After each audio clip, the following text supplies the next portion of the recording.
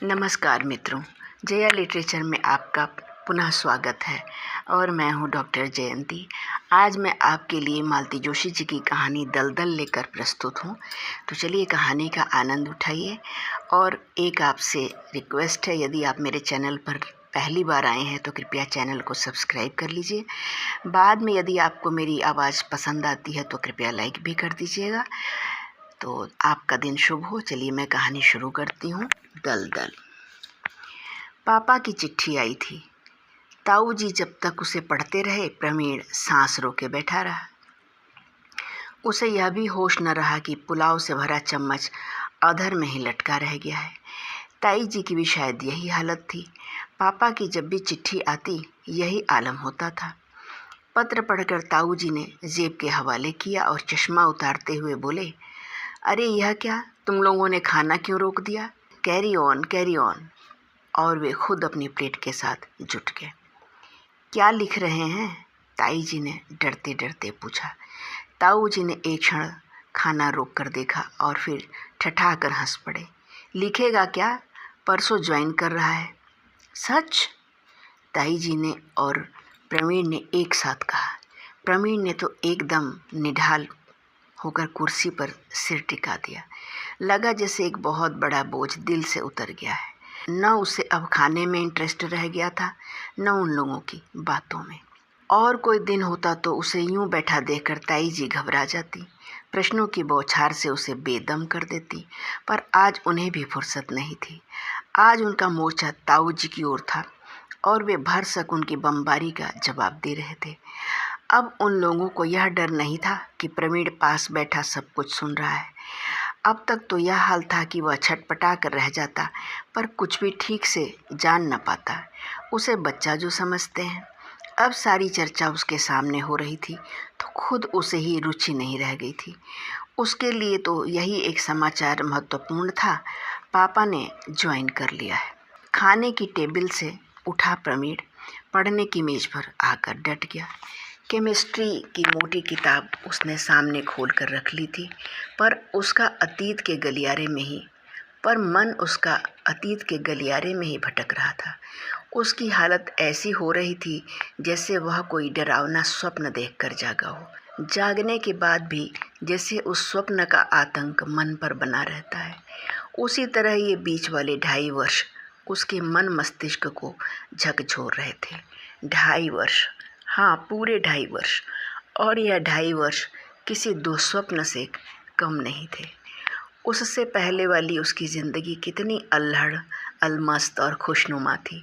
क्या पापा की बहाली के साथ मौज मस्ती वाले वे दिन लौट आएंगे? क्या चटकी हुई तस्वीर में फिर से रंग भरा जा सकेगा? कब चटकी थी यह तस्वीर पहली बार? उसे आज भी वह दिन कल की तरह याद है। जीवन की कठोर वास्तविकताओं से उसका प्रथम साक्षात्कार उसी दिन तो हुआ था। अप्रैल की उमस भरी शाम थी। दोस्तों के साथ धमा चौकड़ी मचाकर वह शाम ढले घर लौटा था। किसी फिल्मी धुन पर थिरकते हुए उसने बरामदे में पैर दिया ही था कि सुना, ड्राइंग रूम में पापा किसी से बात कर रहे हैं। पापा के पास कोई बैठा है।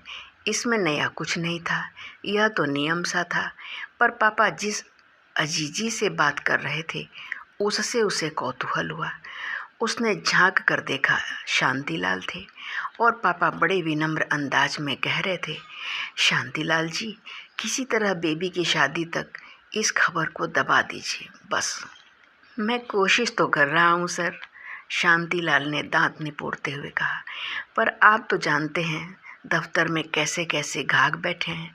वह शर्मा तो सबसे कहता फिर रहा है कि वह भोपाल में ऑर्डर देख कर आया है। उसी की उड़ाई हुई खबर है सर। कैसी खबर? प्रवीण ने हॉल में घुसते ही एकदम पूछ लिया था। पापा ने चौंक कर उसे देखा।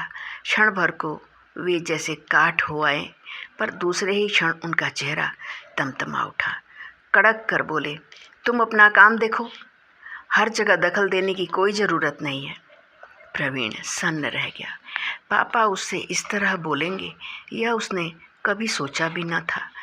और वह भी शांतिलाल जैसे 2 कौड़ी के आदमी के सामने। अपमान से वह भीतर तक लाल हो आया। वह खूब जानता था कि शांतिलाल इसी जरा सी बात को नमक मिर्च लगाकर कितनी बड़ी बना देगा। शर्म के मारे प्रवीण से तो बाहर निकला नहीं जाएगा। पता नहीं क्यों उसे शांतिलाल से इतनी नफरत थी। जब देखो तब ही करता रसोई तक चला आएगा। मम्मी इतनी नफासत पसंद है कि उसके सामने चपरासियों की घिघी बंधी रहती है, पर वे भी इस बॉडम को जब्त कर लेती हैं, पता नहीं कैसे। बुरी तरह आहत होकर मम्मी दरबार में गुहार लगाने वह भीतर पहुंचा, पर मम्मी कमरे में थी कहाँ। इन दिनों तो उनका पूरा दिन दीदी के कमरे में बीतता था, और दीदी का कमरा एक अच्छा खासा गोदाम बन गया था। जिस दिन से सगाई हुई है, घर में सामान बस आता ही जा रहा है।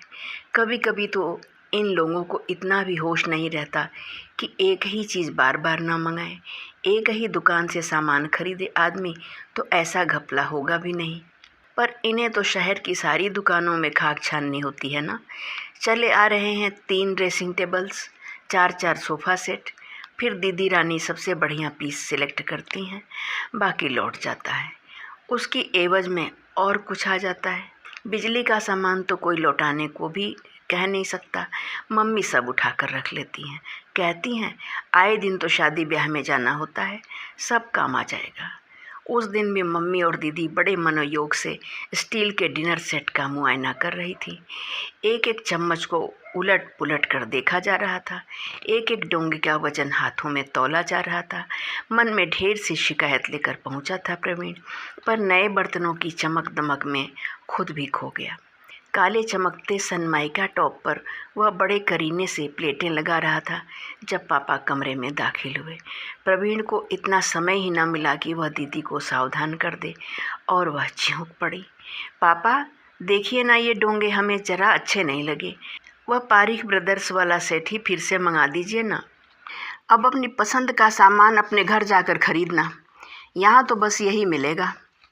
पापा ने इतनी रुखाई से कहा कि दीदी स्तब्ध रह गई, और फिर दूसरे ही क्षण उनकी आंखें छलछलाईं।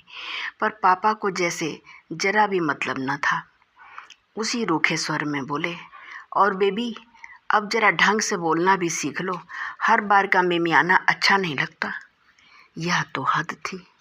प्रवीण ने भी इसकी कल्पना नहीं की थी। मम्मी तो एकदम फट पड़ी जैसे। वो जमकर महाभारत हुई कि आसपास मंडराते नौकरों का भी होश न रहा। जंगल में लगी आग की तरह पापा के सस्पेंशन की खबर शहर में फैल गई। उससे भी तेजी से बदलने लगे लोगों के तेवर। नए व्यक्ति के चार्ज लेते ही सुबह शाम घर पर जुड़ने वाला दरबार बंद हो गया। 24 घंटे अटेंशन में खड़े रहने वाले नौकर चाकर भी एकदम गायब हो गए। बहुत कम लोग थे जो पुराने अफसरों का स्मरण कर चक्कर लगा जाया करते थे।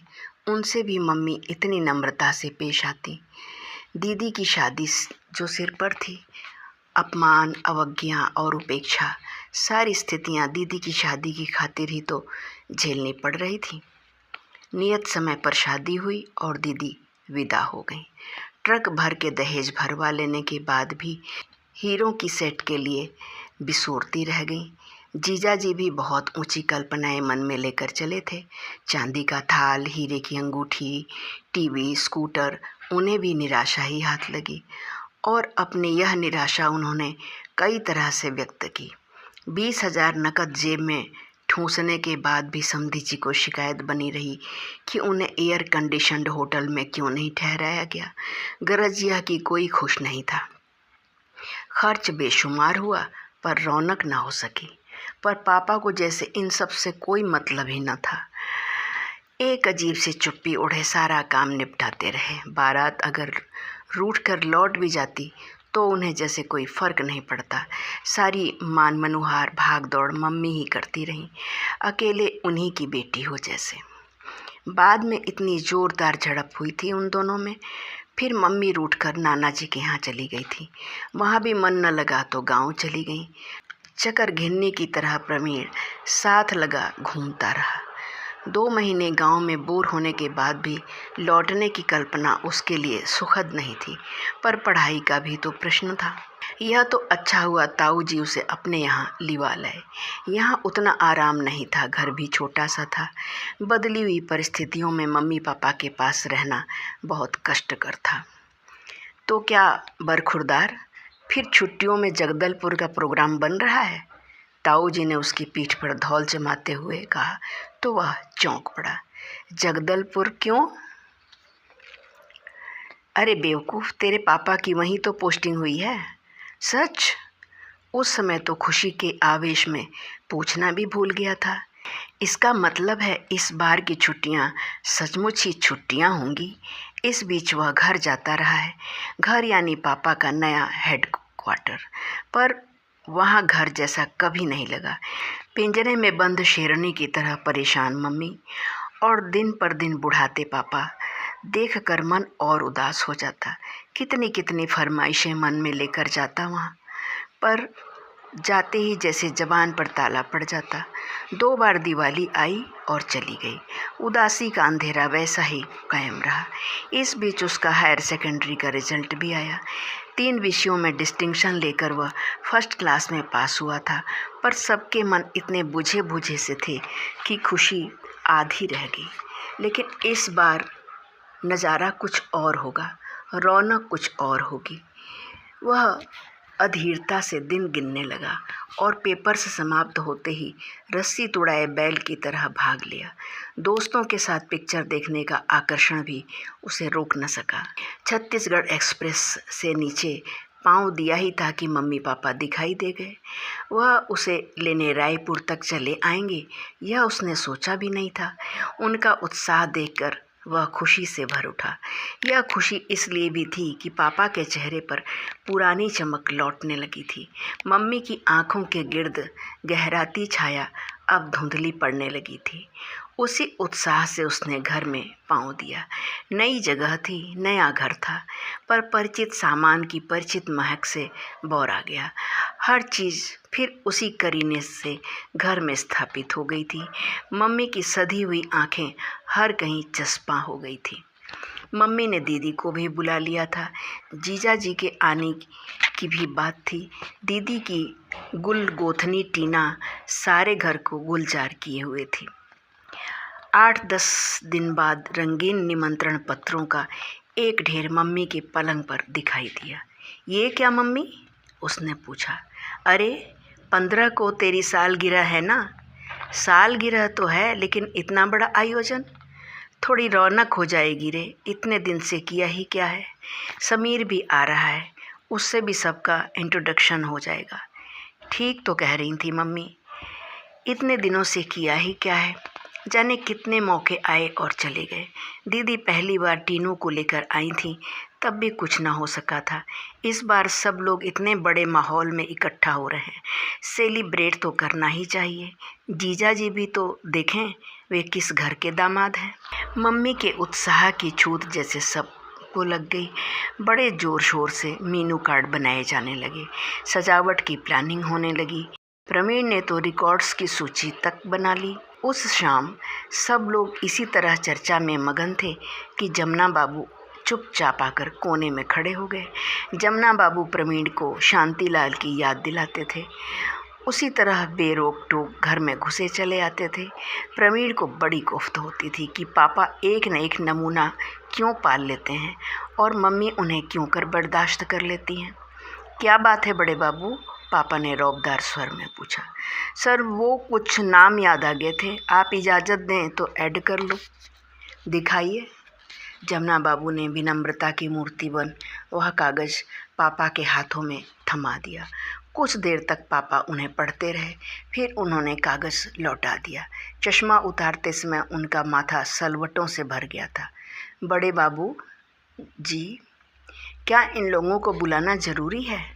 सर, वो ऐसा है सर कि इनमें से कुछ लोग बड़े काम के आदमी हैं, कुछ लोग ऐसे हैं सर कि उन्हें नाराज़ नहीं किया जा सकता। आप पहली बार कुछ कर रहे हैं, जमुना बाबू ने जबरन हकलाते हुए कहा। ठीक है, पापा ने बेजारी से कहा, आप जैसा ठीक समझे। प्रवीण इतनी देर से चुपचाप सुन रहा था। एकाएक जैसे उसके सामने सब कुछ दिन के उजाले की तरह साफ हो गया। उसने झपट कर जमुना बाबू के हाथों से लिस्ट ले ली और कहा, मुझे भी कुछ नाम याद आ गए हैं, लिस्ट कल ले लीजिएगा। वे कुछ देर तक भौचक से देखते रहे, फिर धीरे धीरे बाहर चले गए। उनके जाते ही प्रवीण ने कागज़ के टुकड़े टुकड़े कर हवा में उछाल दिए। यह क्या किया बेवकूफ़? पापा गरजे। यह पार्टी नहीं होगी मम्मी। पर क्यों? और यह तय करने वाले तुम कौन होते हो? पापा फिर गरजे। बेटे, इसी बहाने तो 4 लोगों से मेल मुलाकात होती है। हम लोग शहर में नए नए आए हैं ना, मम्मी ने समझाना चाहा। मम्मी, प्रवीण ने सख्ती से कहा, आप शौक़ से मेल मुलाकात बढ़ाइए, पर इसके लिए मुझे मोहरा न बनाइए प्लीज़। उसकी बात पूरी भी ना हो पाई थी कि पापा के हाथ का एक भरपूर थप्पड़ उसके गालों पर पड़ा। वह सिर से पांव तक झंझना उठा। अरे अरे, आप लोग यह क्या बचपना कर रहे हैं? मम्मी रुआंसी हो उठी। ये तुम्हारे सपूत कॉलेज जाकर ज़्यादा अक्लमंद हो गए हैं, पापा ने कहा और उठकर चले गए। मम्मी कभी उसे कभी पापा को देखती रही। उसका मन हुआ कि कह दे, मम्मी, मुझे कॉलेज ने नहीं, परिस्थितियों ने अक्लमंद बनाया है। इन 2 सालों में इतना बुजुर्ग हो गया हूँ कि हर चीज़ के आर पार देखने लगा हूँ, तभी तो। पर वह चुप ही बना रहा। कहता भी क्या और किससे? दलदल से कोई उबरना ही ना चाहे तो कोई क्या करे? नौकरी और सामाजिकता के दलदल में फंसे लोगों की यह कहानी आपको कैसी लगी? आपका क्या विचार है? अगर आपने कोई ऐसी परिस्थिति अपने जीवन में महसूस की हुई है तो ज़रूर ही कमेंट बॉक्स में बताइएगा। मैं उस पर अपनी स्वयं की लेखनी चलाऊंगी। मैं भी एक कहानीकार हूँ। अब मैं वीडियो समाप्त करती हूँ। आपका दिन शुभ हो। बहुत बहुत धन्यवाद आपका। नमस्कार।